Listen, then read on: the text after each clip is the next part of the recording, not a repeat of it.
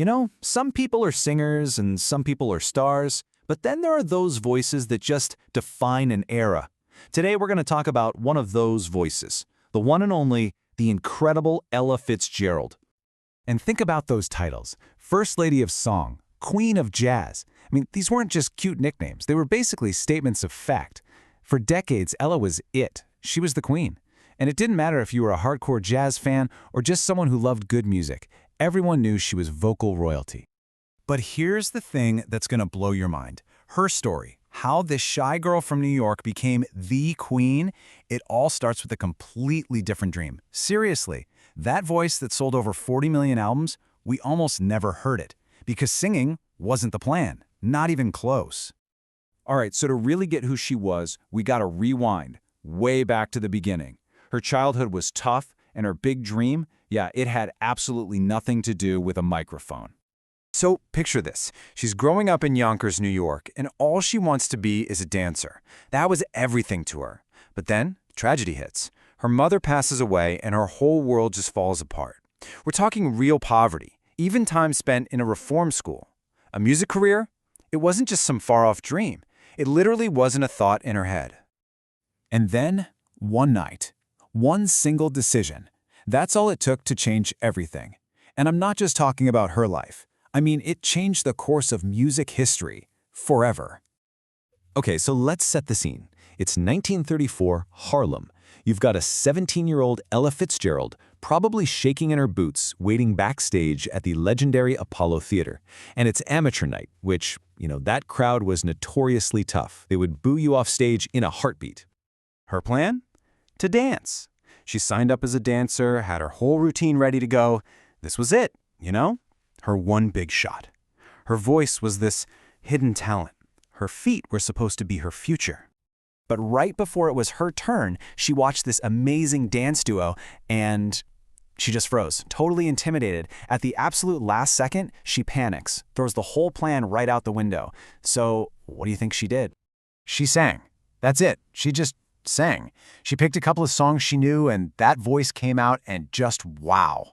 The audience was floored. She didn't just get through it, she won the whole thing. A star was born right then and there, pretty much by accident. And winning at the Apollo, that was the spark that lit the fuse. After that, her career just took off like a rocket. And that's when she started crafting that totally unique, groundbreaking style that made her a legend. I mean, her rise was just insane. A year later, just 1 year after that night, she's the lead singer for Chick Webb's orchestra, which was one of the biggest bands around. Then by 1938, she drops A-Tisket, A-Tasket, this huge, playful hit, and boom, she's a household name. The path to her solo career was wide open. But what really took her from being just a great singer to a true game changer was her mastery of scat singing. Now, scat wasn't new, but the way Ella did it, nobody could touch her. It was like her voice wasn't a voice anymore. It was another instrument in the band, just as nimble and creative as a trumpet. Honestly, this was her superpower. It's one thing to sing a song beautifully, right? But to make up whole new melodies on the spot with that kind of precision, that's a whole other level. It was pure genius, pure innovation. So, okay, she's established herself as this incredible innovator, and that's when she enters her golden age.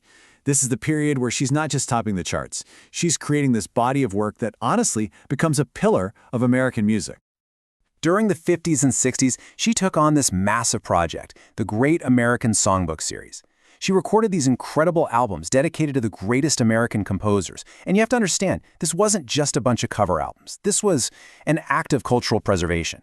She was basically cementing these songs into history, making them timeless standards for everyone forever. And we have to talk about her duets, especially with the one and only Louis Armstrong. Talk about a perfect match. You had his iconic, gravelly voice right next to her pure, sweet, clear tone. It was like sandpaper and silk, two totally different things that, when you put them together, created something absolutely magical. And you better believe the industry noticed. Her genius was undeniable. Over her career, she snagged 13 Grammy Awards. 13! And get this, she won the very first Grammy ever given for Best Female Vocal Performance, all the way back in 1958. So she was making history right from the start.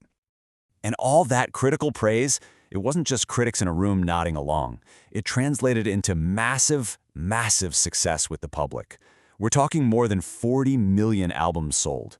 That just goes to show you, her appeal was completely universal. Everybody loved Ella.